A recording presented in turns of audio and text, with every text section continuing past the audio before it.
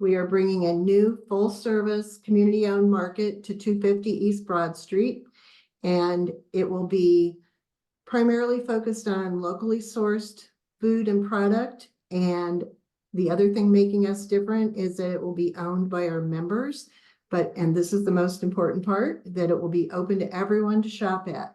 So Lisa's going to talk to us tonight about all kinds of good food that we're going to be able to buy at our own market on Broad Street. I'll let Liza introduce herself, and thanks again for joining us tonight. Hey, everybody. Thanks for having me, and thank you for the introduction, Matt and Carol. So I am a member of the Bethlehem Co-op, and I am a volunteer of the Move Committee. But I am also a plant-powered human. And really what that means is that my diet is fairly well focused on eating whole foods as close to the source as possible. When I first started, I was a vegetarian. So this was probably 6-7 years ago. I went vegetarian. That lasted about a year, and then I transitioned to a vegan diet. And then, as I became more aware, I started really looking at the source of my food. So I'll talk more about that as we get into the meat of tonight's webinar. But first, what I want to do is sort of set some terminology, some ways of eating 101, so to speak. The one thing that I try and avoid using, and it is hard to do because they're often used interchangeably, is the word diet. And diet really has a negative or a restrictive connotation to it. But you'll see it, it's a plant-based diet, it's a vegan diet. It's really the way we eat. But like I said, that 4-letter word is so very restrictive, and it often implies that we are calorie restricting for the purposes of either a health issue that we're trying to overcome or a weight loss. And what I've had to learn over time is that to not be restrictive, to look at it as, no, I don't eat meat, but I have so many other things that I can eat and that I do eat. So like I said, I'm gonna start with the ways of eating 101. So we have our standard American or our Western diet. And that is, unfortunately, where we are. It's a high amount of processed foods. There's a lot of refined carbohydrates, added sugar, refined fats, high fat dairy, and red meat. And it has led to a lot of the health issues that the Western world is facing. So if we flip the switch, so to speak, and we start looking at some of these other more nutrient dense ways of eating, we have one that's sort of overarching, and that's plant-based. So it's mostly, but not entirely, plant-based foods. There's a low amount of animal products and a high amount of those fiber-rich plant products. There's also variations of the vegetarian diet, and I'm going to sort of like skip vegetarian and vegan for a moment, but there's pescatarian, and there's actually something I didn't really realize that this was a word until I started researching this, but there's politarian. Both of these have roots in the vegetarian diet, and really they're focused on plant-based foods, but the pescatarian will consume fish and shellfish, and the politarian will only consume chicken. And then we come to the bottom, which is the whole food plant-based diet. And that is really the one where they are as close to the source and as minimally processed as possible. So you're looking at eating your whole plant, the grains, the nuts, the vegetables, and the fruit that have been pretty much, unprocessed or very minimally processed. And then, if you go back up, vegetarianism and veganism are more, especially veganism to an extent, is more of a lifestyle where you may be taking that on as a result of health or religion, ethical, or even environmental concerns. From a vegetarian perspective, which is where I started back in even college, I went vegetarian, and but I called myself a strict vegetarian in college. But I was so very unhealthy. And the reason I was unhealthy is because I was literally eating mashed potatoes and pasta, and they were all refined. Um, I spent probably 4 years like that. I would literally walk around the college campus with a styrofoam cup of mashed potatoes, and that would be how I survived. Um, I was also overweight. I felt like crap. And that was the other thing that, you know, 6 years went by, and after college, I was eating grilled cheese. I was eating curly fries, all the things that you really, go back to that standard American diet. So I may have been vegetarian, but I was really following that standard American diet. And I just wasn't eating meat. Um, so I stopped eating that way. Eventually I added chicken back, and then eventually I went back to everything. And the reason, and I'll touch on this on the next slide, the reason that happened is because my support system was terrible. Um, I just didn't have one.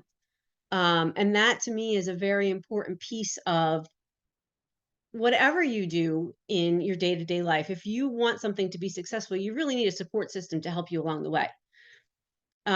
So fast forward to about 7 years ago, and I decided that I was going to become vegetarian again. And I said, it's going to be me doing it. Um, and if you want to come along for the ride, that's great. Um, and so I did have my family come along with me. And I did have one of my daughters continue to eat meat. Chicken was her primary meat that she ate. And then eventually that phased out.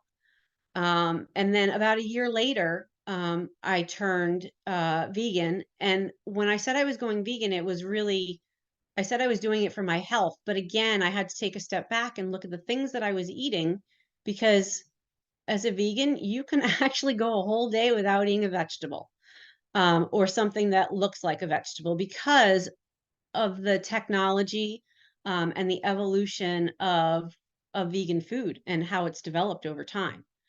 Um, so when it comes to a vegetarian, again, vegetarian and vegans, it can become a whole lifestyle, because it's not just about the food on your plate. It is about in some instances, the products that you use in your home, the clothes that you wear, your health and beauty products. So there's an ethical aspect to it. Um, for vegetarians, there's also degrees of what they will and will not eat. So for the most part, they abstain from eating meat and all byproducts of animal slaughter. And you're going to see things like ovo-lacto. So that means that the vegetarian will consume um, eggs and milk products.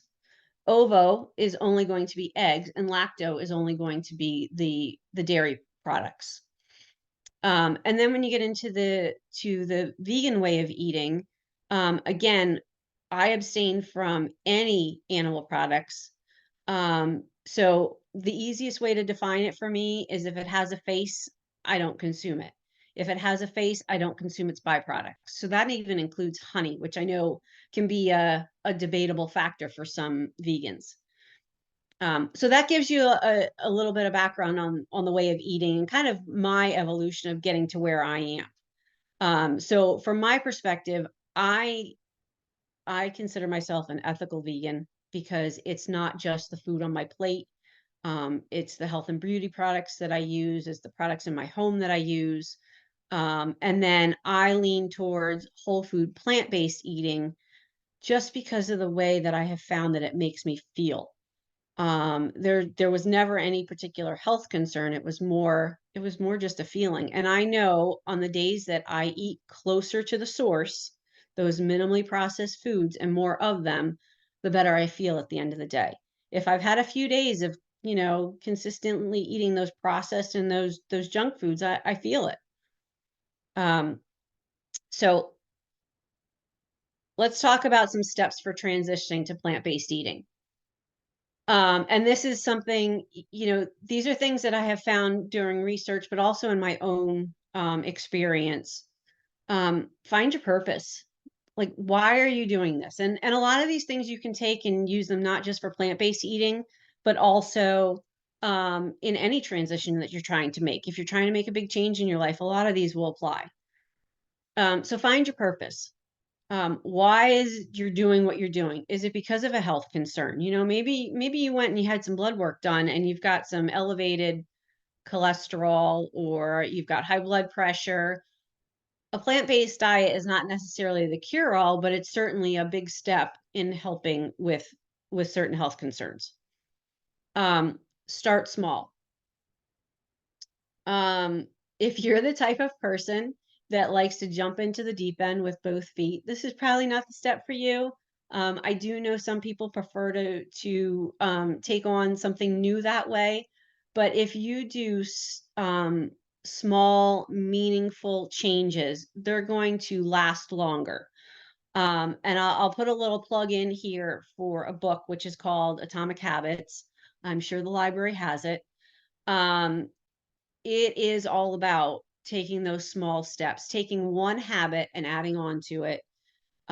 So if your morning routine is to have a cup of coffee with cream in it and a piece of toast, maybe take that piece of toast and swap it out for something healthier like a bowl of oatmeal.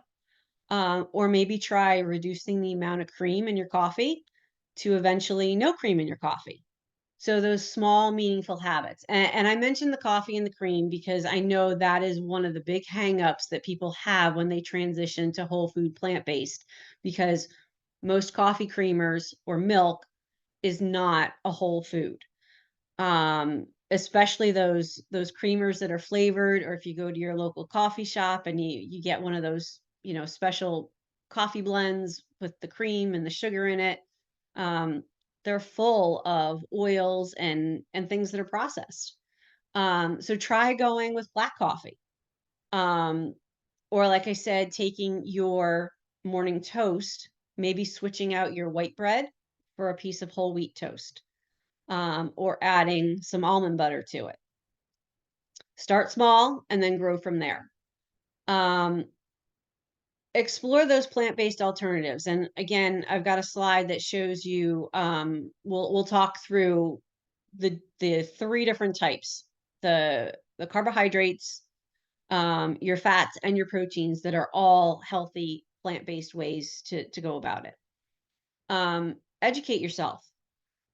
Just before the call, we were talking about the library. And I said, I'm embarrassed to say that I have not been into the Bethlehem Library ever. I actually live in Upper Bucks County. But I'm there nearly every Saturday morning. And I have yet to step foot into the library itself. And I guess we'll have a trivia question at the end about how many cookbooks you think are at the library. There's an estimate from Matt in terms of what's there. Let's just suffice it to say there's quite a few cookbooks. And I'm going to go in the next week or so and take a little tour and see what I can find. But educate yourself. Whether it's picking up a cookbook and reading the front of it, if you've ever picked up a book, right? I have a tendency of just jumping right into the recipes and the pictures. We eat with our eyes. We cook with our eyes and our senses, right? So read the front of those cookbooks. There's a plethora of information, especially in some of the plant-based ones where they're explaining a particular way of eating. There's good information at the beginning of those. This next one, I will stress heavily. Read your labels and your ingredients carefully. So if you are looking at, so for me, being a vegan, right, I consume no meat, no dairy, um, no animal products whatsoever. I am constantly reading the backs of packages to see what's in them. You will be amazed at what they sneak into a package. Um, it's kind of a joke with vegans that milk seems to pop up in everything. Um, but milk will, where I would say, going back to the educate yourself, learn the products that are disguised as something else. So for example, you might find milk or you'll find it called whey. Those are both dairy-based milk products. The other one is vitamin D. So vitamin D comes in two forms. It comes in a plant-based form, and it comes as lanolin, which is actually an extract from sheep's fur.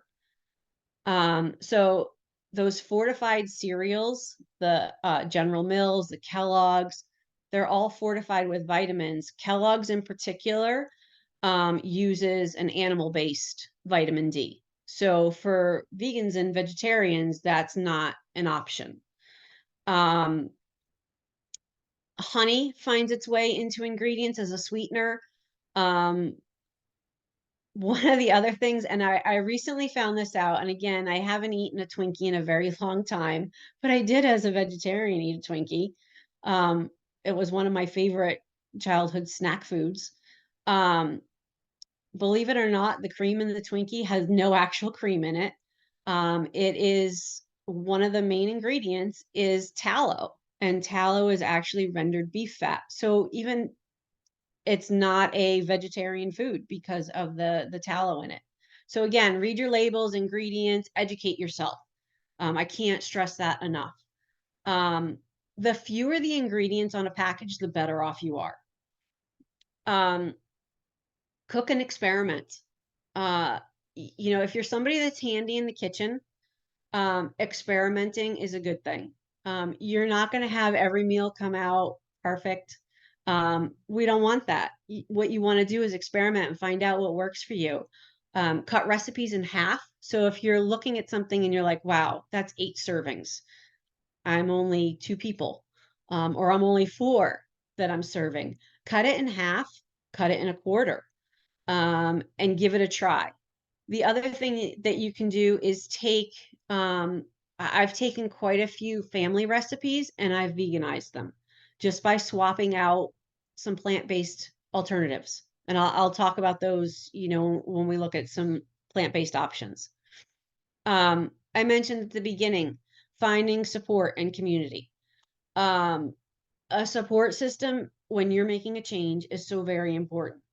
Um, if you don't have that, or if so here's the thing, right? Not everybody is going to support you in a change that you're making. And that's kind of where anticipate the obstacles also comes into play, because the obstacle may be a person, not necessarily you not being able to cook something. So obstacles are going to come in different forms. Take those as a learning moment, a learning experience, and then move on from them. Don't use that as an opportunity or as a roadblock and think, oh, I failed. I'm going back to the old way. But that support and community, there are a plethora of groups. Carol mentioned some Facebook plant-based groups that she's part of. There's different ones that are very specific to a way of eating. So when I mentioned the whole food plant-based eating, um, there are ones that specifically follow the Plant Strong way.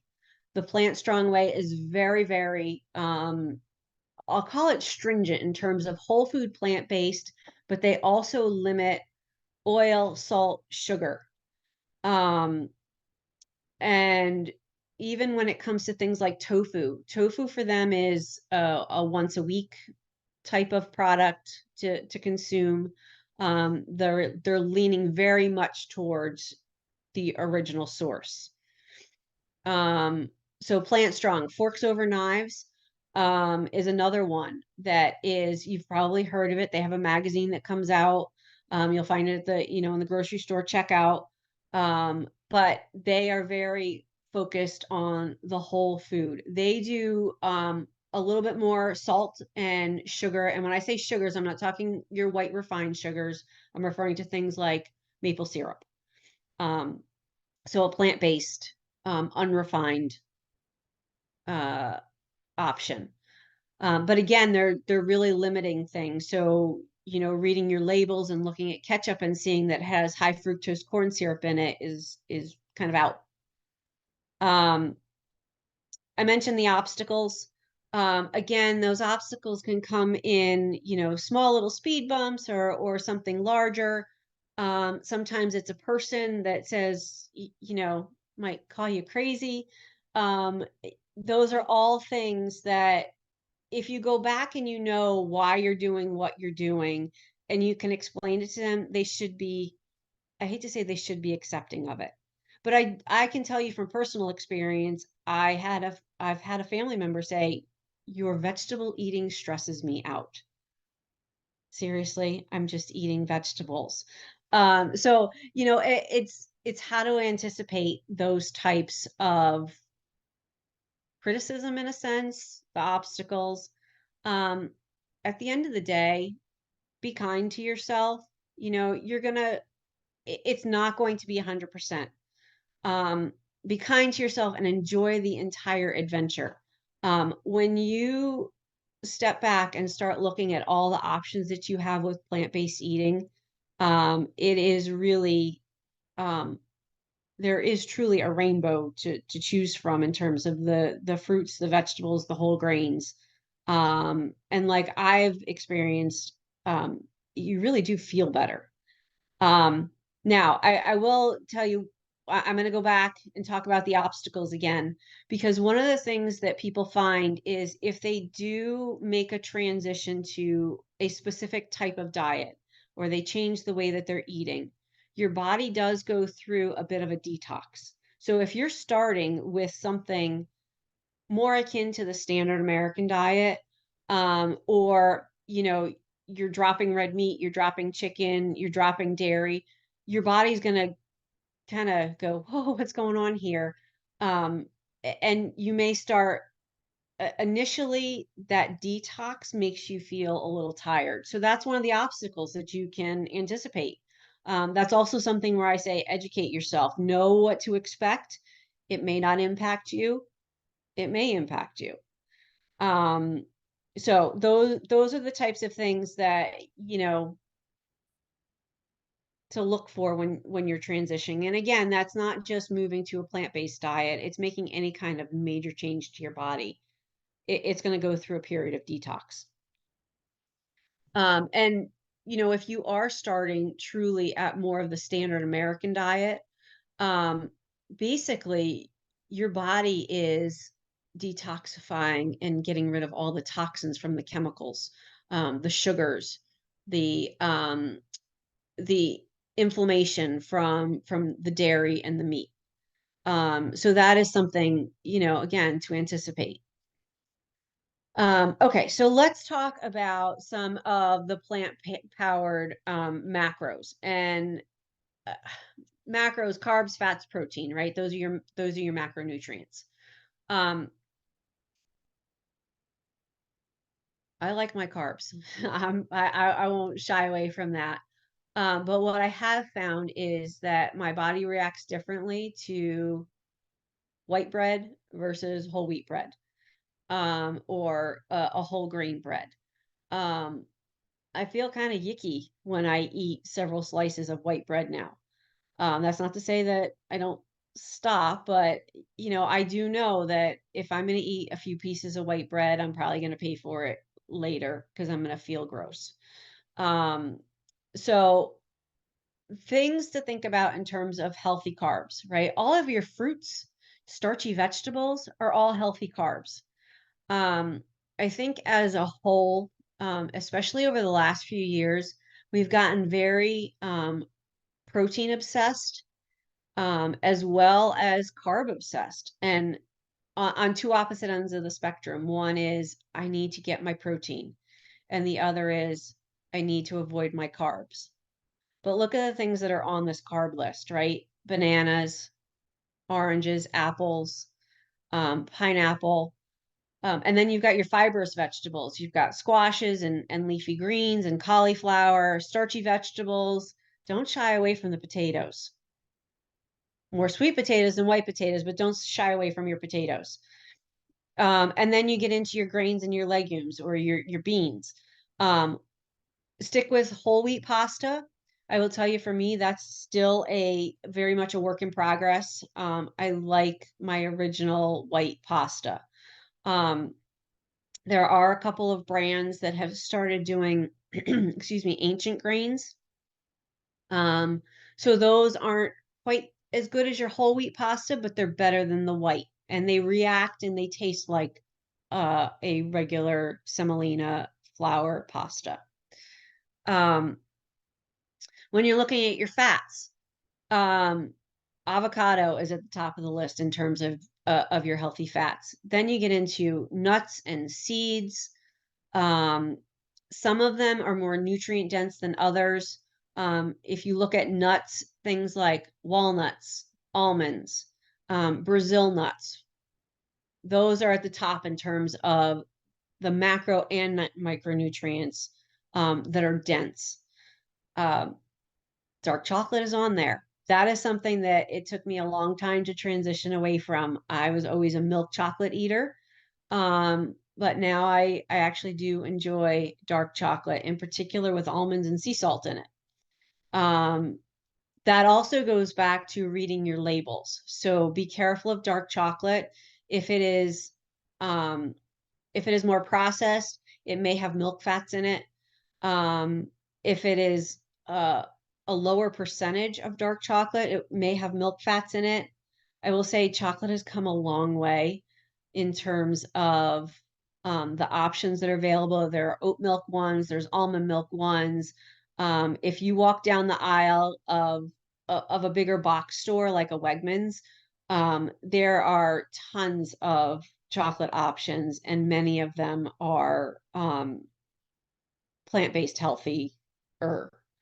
Um, so I'm kind of, talking about chocolate a little bit because I have a sweet tooth. So when I look at whole food plant-based eating, there are certain things that I don't want to restrict myself so much. And chocolate's one of them. But I'm going to try and avoid eating the whole chocolate bar and just go with a strip of it. Some other things from a healthy fat perspective, tahini. When I first started using tahini, I thought it was just an ingredient in hummus, which it is. It's a key ingredient in hummus, but it can be used as a dressing. If you just squeeze in some lemon juice, you don't necessarily need to add oil to it because tahini is just sesame seeds that are ground up. So it has a lot of healthy fats in it already. So a little bit of sea salt, the tahini, lemon juice makes a fantastic dressing. Coconut oil is something that should be really lower on your list of plant-based fats because it is a saturated fat. If you're looking at any of the oils, coconut oil, olive oil, there's avocado oil, look for things that are cold pressed. The darker the oil, the less processed it is. So I've been trying to stick with an extra virgin olive oil, a cold pressed extra virgin olive oil. I will also saute oil free. So a good hot skillet, put your onions in and just let them sizzle.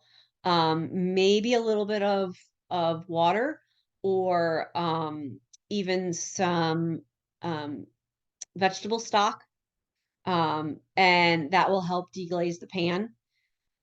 So you could actually get rid of I don't want to say get rid of all oil altogether, but you could significantly reduce the amount of oil. And I'll tell you, I grew up learning to cook from my mother and my grandmother. So olive oil and just oil in general back then in the 70s and 80s, it was more corn oil, vegetable oil, um, those very highly processed, right? But that's what we sauteed in. That's what we fried the chicken cutlets in. Um, so those things can now be, you can use extra virgin olive oil. Obviously steering clear of the fried foods is always a good option as well. Um, but there's plenty of good plant-based fats out there. Um, and sticking as close to the source, the least unprocessed is the best way to go. Um, and then we get into the plant-based protein sources. So this is where you can swap out meats. So in particular, beans. I'll say beans, tempeh, tofu, are good meat alternatives. There's a few others that aren't on here that are slightly more processed. Um, Textured vegetable protein. So I actually put that in my chili. I have an old beef chili recipe that I don't. At some point, I switched and started using ground turkey in it, and then eventually the ground turkey went away, and it's now been replaced with TVP. Um, it's just a textured protein. It really mimics um, ground meat, like very finely ground meat. Um, you soak it to reconstitute it. So it comes dry. You soak it to reconstitute it. And then I just dump it into my chili. Um, I also use it it makes fantastic tacos. So a little bit of taco seasoning, some tomato paste, and a little bit of water, and you've got a fantastic meat-like um, taco filling. So plant-based, it's amazing the things that have protein in them. And if you look, right, potatoes have protein in them. You'll also see crossover. So some of your greens are also on your fibrous vegetables. So you're getting double duty with those. Um, you've got peas that are also part of the legumes and beans. And so there's some fats in there, there's some healthy proteins in there. Then you've got things like quinoa, and which crosses over into your grains and legumes on your healthy carbohydrate side. So there's a lot of crossover. Start mixing and matching. And you've really got, I mean, just with this here, you've got quite a few options in terms of plant-based carbs, fats, and protein. All right, so the next few slides, what I've done is just put together some breakfast, lunch, and dinner ideas. So the first one, and what I will say is breakfast, this is the old adage, breakfast is the most important meal of the day. I've recently started a Ruby course on the blue zones, and the blue zones is really a longevity study. So it looks at the five areas in the world where they are producing the most centenarians. So those are folks that are 100 years or older. And it's not just their diet, but it's their way of living. And one of the things that's common with these blue zones is how they treat their meals. So breakfast, they eat like a king. Lunch is like a prince. And dinner is like a pauper. So you rest and digest. This is very different from how the Western world eats, right? And I can tell you, I've always been a terrible breakfast eater. It's taken me a long time to start doing a better job of eating breakfast. So I've got two sweet options here and one savory. I'm going to start up in the top right. So single serving baked oats. I start with just dry muesli. You can get it at the grocery store. It usually has oats and seeds like sunflower seeds and pumpkin seeds in it. There might be some dates and raisins.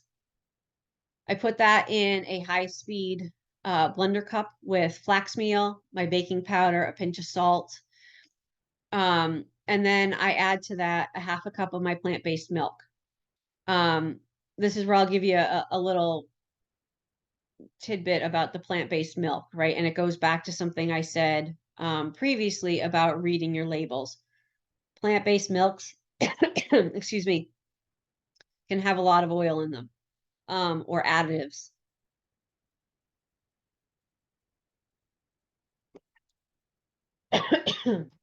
So, excuse me, read your labels. I prefer a soy milk. It's West Soy's. All it is soybeans and water.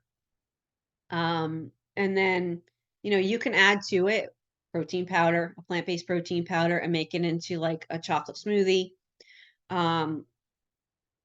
But with this single serve baked oats, you can get creative once you have the base, right? Some mini chocolate chips, ripe banana, some sliced almonds, and you've got like a chunky monkey.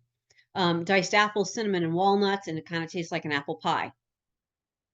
So that is basically, I just bake it into like a little ramekin. So depending on the size of your dish, you're looking at baking it at 350 for 20 to 25 minutes. And like I said, get creative. You can go with just nuts. You can go with spices. And then traditional oats. This is what I've been eating probably the last week or so. Steel cut oats, a little bit of rolled oats, milk and water and my soy milk, and I simmer that for 20 to 25 minutes. That's pretty traditional oats. And then I will layer it in canning jars with frozen blueberries, a pinch of cinnamon, and some nuts. And then I'll pop it into the microwave the morning that I'm ready to eat it and drizzle it with a little maple syrup. And you can, this makes 4 servings. And that'll last, for 4 or 5 days in the refrigerator. And the last one is a little less traditional. But if you're an egg person, which I was, I used to, when I was first transitioned back to being a vegetarian, I would go through a carton of jumbo eggs on my own during the week because I got to get my protein. And so I would have an egg and cheese sandwich on a white English muffin. That was breakfast. And now, what I like to do is a tofu scramble or a slice of tofu that's been sprinkled with this scramble seasoning. One of the resources that I added in the final slide is a woman by the name of Sam Turnbull. She has a website, an Instagram, Facebook called It Doesn't Taste Like Chicken. And she does this tofu scramble seasoning. So I make this ahead. I keep it in a little canning jar in my pantry. It's nutritional yeast, black salt, onion and garlic powder, and a little bit of turmeric. I will tell you, it's the black salt that gives it that eggy taste and smell. So it's the black salt on its own, if you were to smell it, it has kind of a sulfur smell to it. Sprinkle 2 tablespoons of this seasoning on a block of tofu and scramble it up. You could turn it into a breakfast burrito, which I've done at night for dinner with sauteed potatoes. So you're basically just crumbling up a block of tofu and putting on 2 tablespoons of this. And it, because of the turmeric, it kind of gives it that yellow egg color as well. And saute it up and have it like scrambled eggs. It's protein packed. The tofu does have fat in it, but there's no saturated fat. There's no cholesterol. So it's a healthy plant-based alternative to those eggs. So that's breakfast. Lunch. Lunch like a prince. Um, so this is a good one. I call it a half and half bowl. There's a lot of different options. It's very easy to prep. So if you go to the local farmer's market or your grocer, and you can get a container of spinach, kale, they've got power blends, any of those greens, right? So greens, half and half greens, half grain in the bottom of your bowl. You can prep ahead your brown rice, your quinoa, bulgur. Um, I've got one in the family that's not a big fan of quinoa, but I've been sneaking it in by mixing it half and half with like brown rice or white rice. So I'll do a mix of the two. Um, Chop seasonal vegetables. So this is the other thing. Eat within the season as much as you can. Now is not the time to be eating a tomato. They don't have a whole lot of taste. And they're being shipped from halfway across the country. So by the time they get to your table, they've lost a lot of their nutrients. This is also the time of year when I start craving tomatoes because I haven't had one in quite a while. But chop seasonal vegetables, so you can look at things like purple cabbage, cucumbers, peppers, roasted squash, roasted potatoes, cauliflower. And then make a batch of roasted chickpeas, which is just a can of drained and towel dried chickpeas. Spread them on a cookie sheet. Drizzle a little bit of extra virgin olive oil and salt and pepper on them and roast them for 20 to 25 minutes. And then you've got a basic bowl where you can change up the flavors. So you could put a oil-free Greek dressing. You can make a Thai peanut dressing, or you could do Mexican or even ranch. Um, when it comes to, I mentioned Greek and oil-free. Um, if you want to reduce the amount of oil that you're using, right? Salad dressings have a lot of oil in them, and they're not, if you purchase the store ones, they're usually not the most healthy oils either. You can easily substitute water, or the tahini that I mentioned earlier, makes a great salad dressing. So experiment with your flavors. The other thing that you can do, and this is sort of a low waste tip, to make like a Thai peanut sauce. Wait until your peanut butter jar gets down near the bottom. Leave about a tablespoon or two, which is usually the peanut butter that's stuck at the very bottom, right? That you can't get out anyway. Add into it some tamari, a little bit of sesame oil, and shake it up, and you've got a Thai peanut dressing. And you've saved yourself from scraping the bottom of the peanut butter jar as well. Um, and finally, dinner. Dinner like a pauper. This is really when we're supposed to be the rest and digest. You're supposed to give your stomach time to truly digest all the food that it's been eating all day long. And I know there's some rules of thumb that say don't eat after, say, 9 o'clock. Um, Again, going back to those blue zones, they go very small with their dinners, which is very much unlike the Western side of the world. Um, but it's Taco Tuesday. And so one of my favorite go-to meals for Taco Tuesday is sweet potato and black bean tacos. Ideally, I cook this in my cast iron skillet so I can go from the cooktop to the stove, and it's essentially one pot. But I've got diced sweet potatoes, onion, a little bit of olive oil, and cumin, and those go into the saute pan, um, and then into the oven for about 20 to 25 minutes. Um, while the sweet potatoes are getting tender in the oven, you can make a lime crema, which is just sour cream, lime, and some finely diced cilantro. If I know cilantro is kind of an iffy herb with some folks, so as much or as little as you like. Cuban mash and avocado, season it with a little bit of salt and pepper.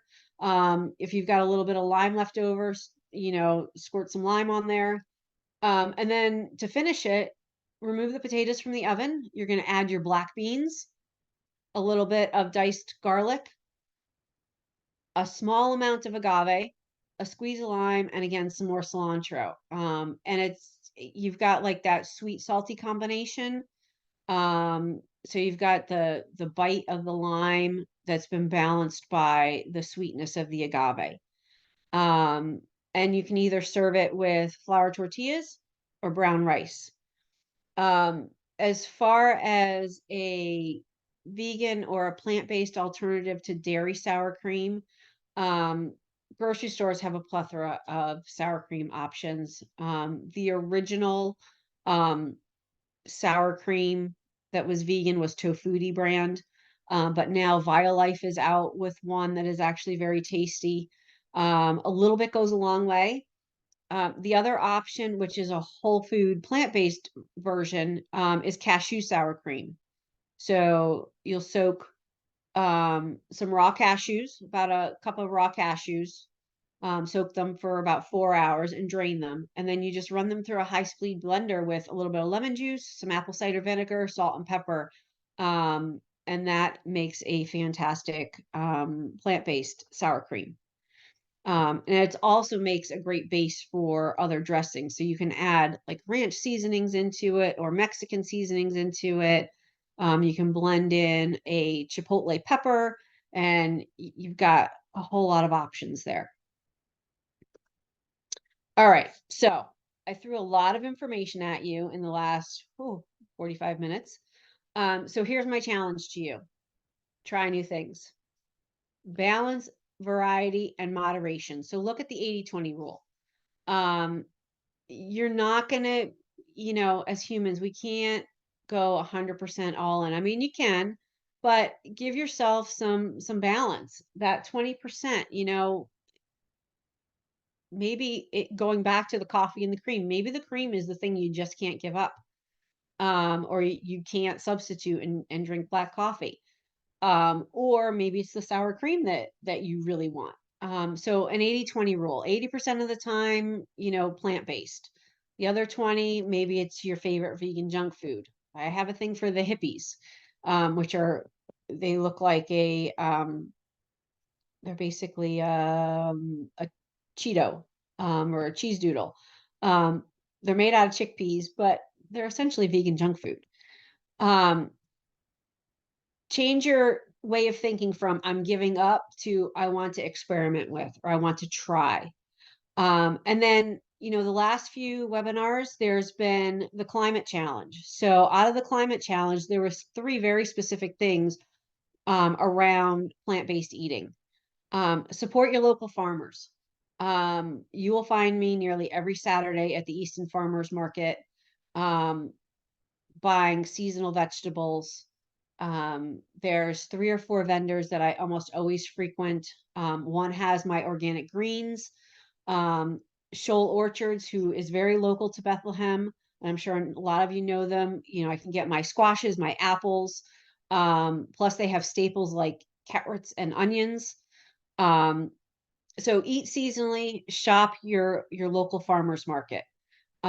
Keep in mind that those fruits and vegetables are grown right here in the Lehigh Valley, right? So they are a whole lot fresher, even in cold storage, than the ones that have been shipped from California. So you're going to have more nutrient dense food hitting your table. Low waste, no waste meals.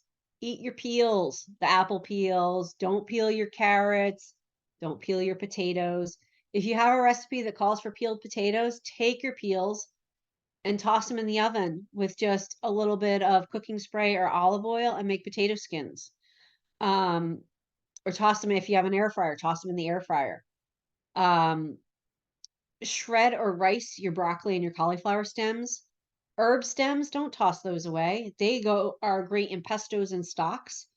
One of the things that I always have in my freezer is a stock bag.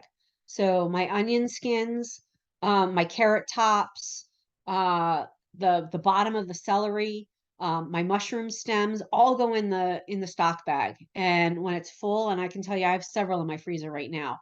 When I need stock in about 90 minutes, I can have a pot of vegetable stock ready to go. And it means low waste. When that stock is done and I toss, the remnants, it's going in my compost bin. And then finally, challenge yourself to reduce your animal product consumption. Look at things like Meatless Monday, Plant Powered Friday. I talked about upgrading your morning cereal or your toast to oats and fruit. Make small changes that can really have an impact on your overall health and well-being. And then the last thing I have here is just resources. So some of these things I mentioned during the webinar. I talked about forks over knives. One of the other ones that I use regularly is nutrition studies. I put a link here to check out their recipe for chickpea chocolate chip cookies. It's one of my favorites. And no, you will not taste the chickpeas in them. They're kind of like a peanut butter chocolate chip cookie. I mentioned Sam Turnbull, who has It Doesn't Taste Like Chicken. She's got a few cookbooks out. She's the one where I use the egg seasoning. I talked about the Blue Zone. The one thing that I didn't touch on was meal delivery services. So when I first transitioned several years ago to being vegetarian, I actually started using HelloFresh because I was looking for new ideas. I also had 2 young kids, so I wanted to get healthy meals on the table for myself and them. And HelloFresh was my temporary solution. The sweet potato and black bean tacos, while they weren't vegan, that came from HelloFresh. So I kept the recipe cards, and that's one that is on constant repeat. Another delivery service that I have tried is Purple Carrot. They've got some out of the box meals. So if you're a little bit more adventurous, I would look at Purple Carrot. And then I have my contact information here. And I also list Rouxbe, which I mentioned. So they are a professional culinary online school. And I've taken several of their classes. I'm actually in the middle of taking the Blue Zone and finishing up the Forks Over Knives meal prep. So again, it's, going back to the resources and educating yourself. These are things that are definitely ones that you're going to pay for.